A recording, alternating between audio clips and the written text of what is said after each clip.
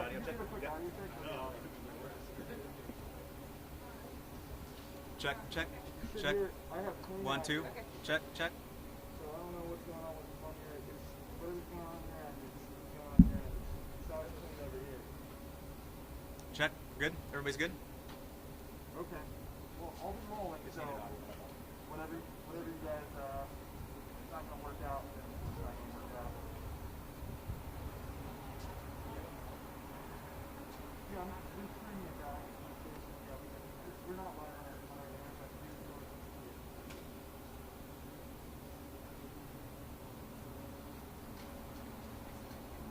we're good? Alright. We'll get them. I mean, my levels should be okay. Should we do another mic check? Yep. Yeah, thank you so much. And do another mic check for you guys. You scoot this one back just a little bit. There you go. Can you hear that? Cool. Sound okay? Beautiful.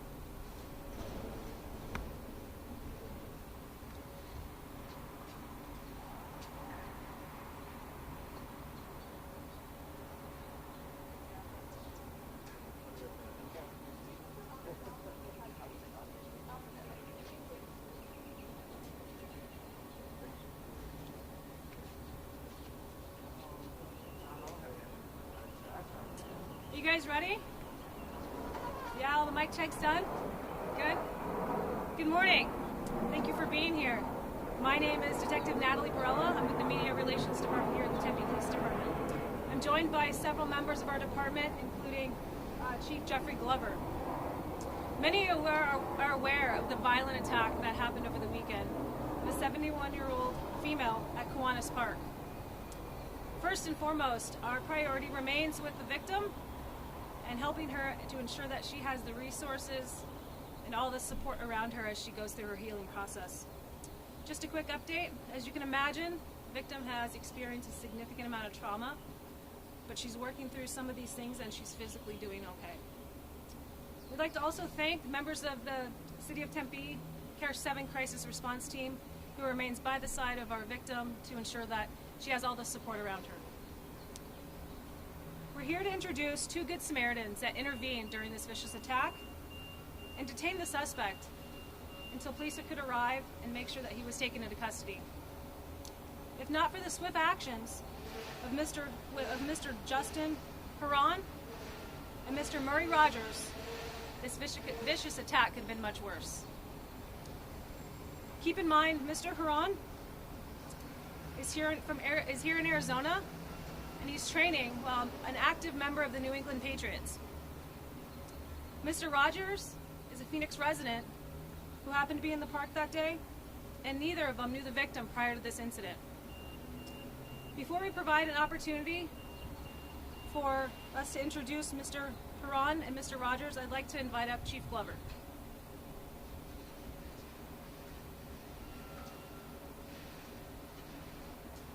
Thank you all for coming out this morning to be here to really, this is about us being able to celebrate 2 heroes in our community.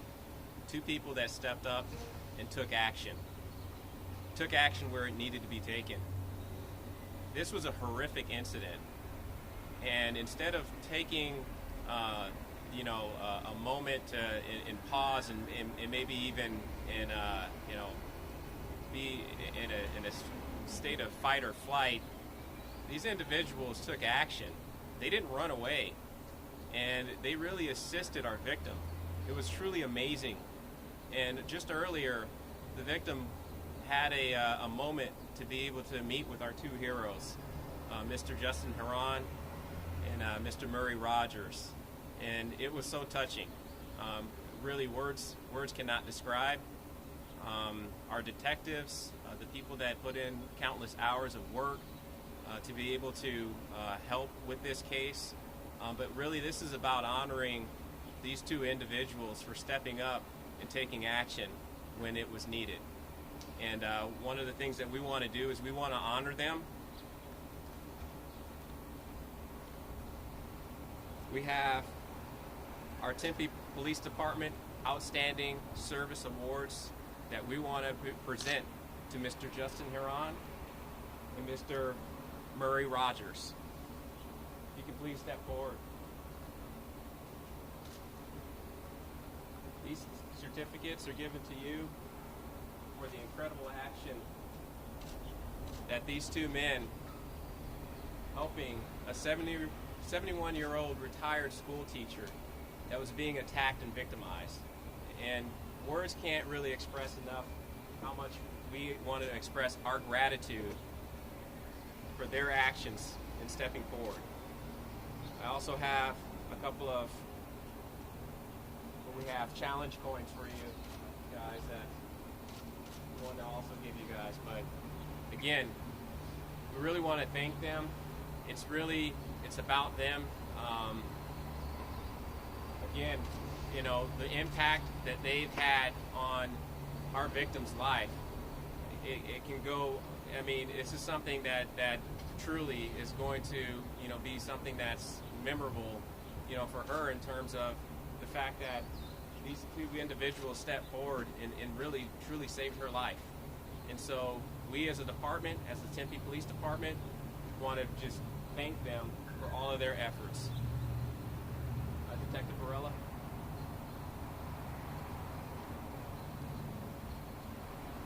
Like Chief said, the victim had an opportunity to meet with these two gentlemen, and I can tell you there was not a dry eye in the room.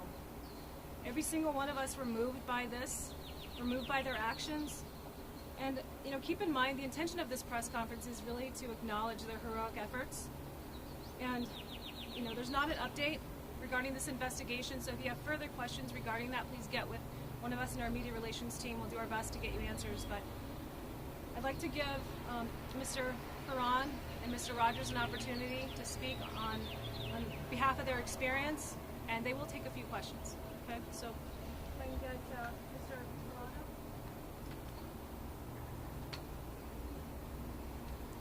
How's everyone doing?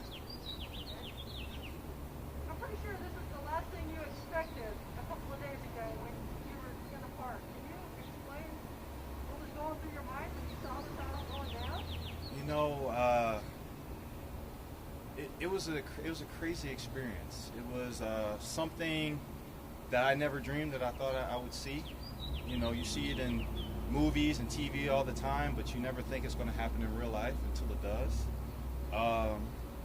In that moment, I was in shock. It was 11. It was in the middle of the day, not one cloud in the sky, and in a very open field. And it was just the fact that it happened there at that time was just very shocking. And in the moment, I wish I could tell you what I was thinking, but I just knew that someone just needed help. And like I said, I wish I could tell you what I was thinking, but all I could do was just thrust myself over there and make sure and help the victim and make sure that I could comfort her and, be the best person I could be around her. What alerted you to knowing that something was wrong? Did you hear screaming? I heard screaming initially, and that got me on and that, made me a little bit more aware of what was going on. And as I started getting closer to the actual incident, I kind of realized that it was way more aggressive than what, if it was a couple, it was way more aggressive than that. And so I just knew that in that moment I had to go and had to put a stop to it. What did you physically do? How did you intervene? So for me, I'm a football player, so I'm kind of big, and I try not to be too aggressive with individuals, knowing that I could potentially hurt somebody. So, but I do have a very loud voice, and so all I did was just yell, tell him to get off of her, and then yanked him off, and then I told him to sit down. He just sat down and waited, and I told him to wait until the cops come. Did you ever think that you would be in this type of situation ever? Not at all.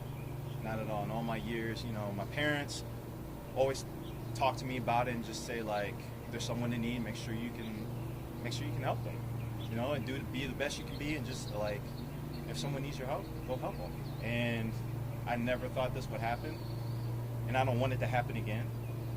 I don't want to have to save someone else's life again. But I'm glad that I was able to save someone's life, on Saturday. What was it like meeting her? I mean, seeing her after this 3 days? I never thought in 1,000 years that I would see her ever again. And a part of me was a little bit upset that I didn't ask for her name so I can, just know the name. But it was heartwarming to see her, but also gut-wrenching to see how she responded to the trauma and how she's dealing with it.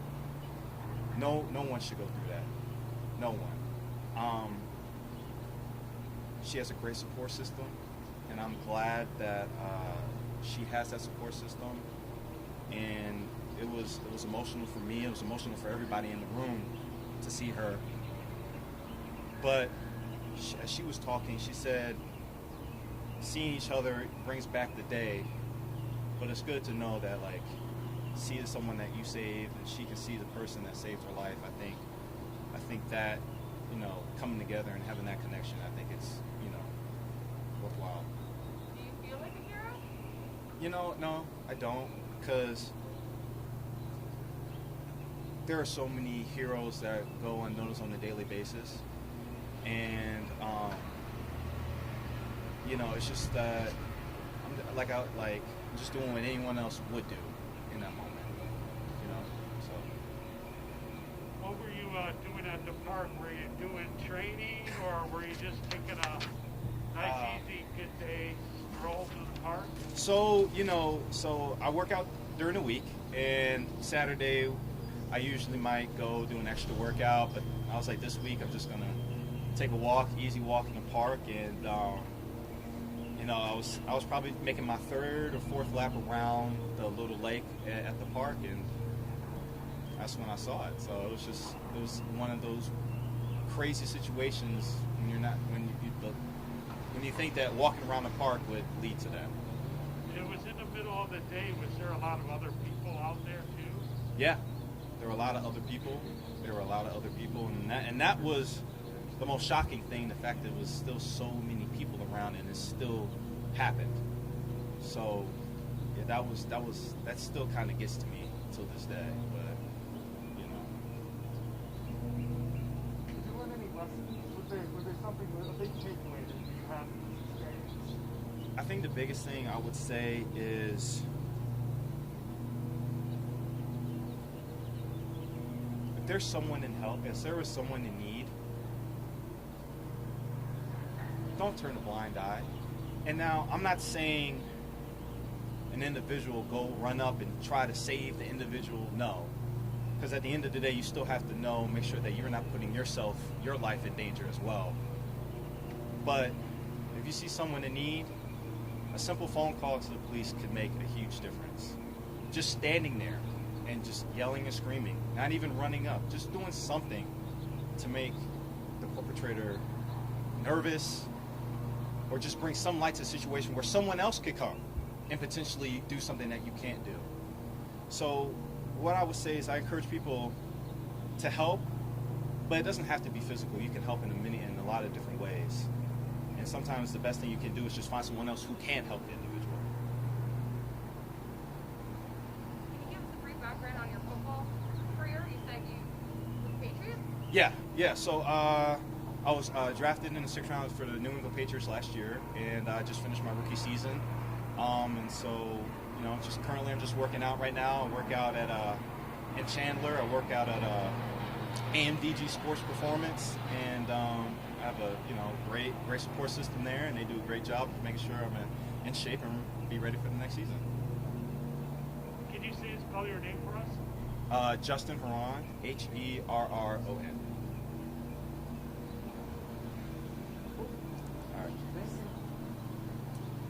Okay, we'll welcome up Mr. Murray Rogers. Hi, everybody. I don't know if there's questions or. What did you encounter? What was your perspective on what happened Saturday? Yeah, I was actually at the park earlier that morning. reserving a spot for my 15-year-old's birthday party, and heard some screaming, and like Justin said, could not believe, based on how many people were at the park and the time of day, that what I was seeing was actually happening, and it was terrifying to witness that. I will say, after a really tough 2020 and all the things that everybody's had to go through, it was pretty heartwarming to see a group of people come together from all shapes and sizes and backgrounds, and I certainly want to just say thanks to all the other people that were there in the park that helped support as well. There was a lot of people that helped, and I think it was just neat to see everybody come together. What did you do when you heard the screaming? What did you do? How did you react?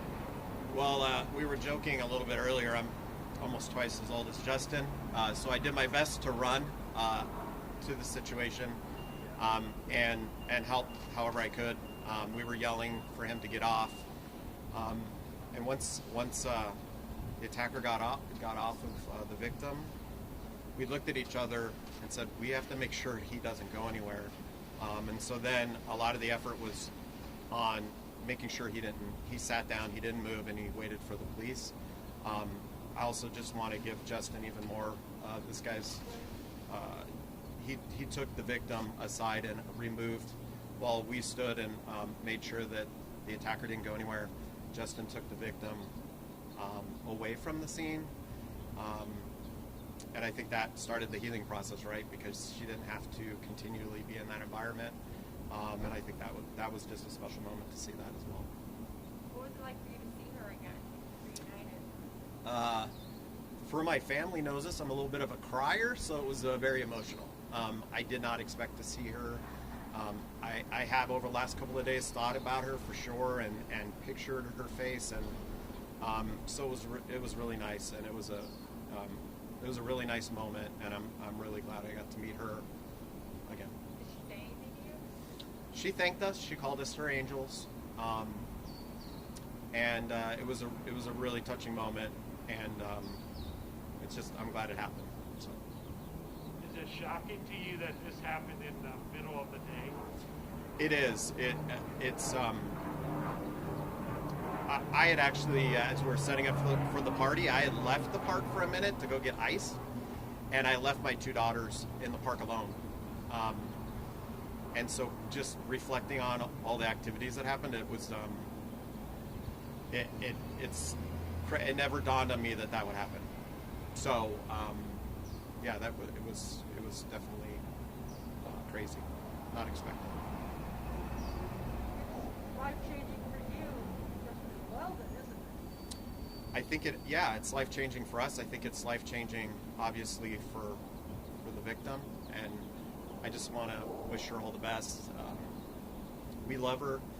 We're there for her. We're always praying and thinking about her, and I just wish her the best for sure. Speedy recovery to get back out there and walking. She's, I know that's a passion of hers, and so I can't wait for her to get back out there. Do you know if this individual was trying to rob her or just assault her or something worse? Yeah, I don't know all the particulars in terms of what was going on. I just know that somebody needed help. And it was a little aggressive, and so it needed to stop. How would you describe the suspect? I'm not sure. Not a good person. Not a good person. Certainly has his own opportunities to improve his character. Yeah. Was he young, old? Did he look like he might have been a homeless person, or? He may have been homeless. I'm not sure of his situation. I'm not sure of his age. So I think I saw an article that there was a mugshot. So. Getting this recognition, this award, this certificate, being called a hero, do you feel like that? How do you feel? No, we were talking on the way. I'm a little uncomfortable. I think I feel like everybody would do this, and given the situation, so no, not at all. But I was really here. I wanted to just kind of put some closure. I hope to meet the victim again. I wasn't sure if she would be here, so that was kind of my motivation, to be able to see her and wish her well.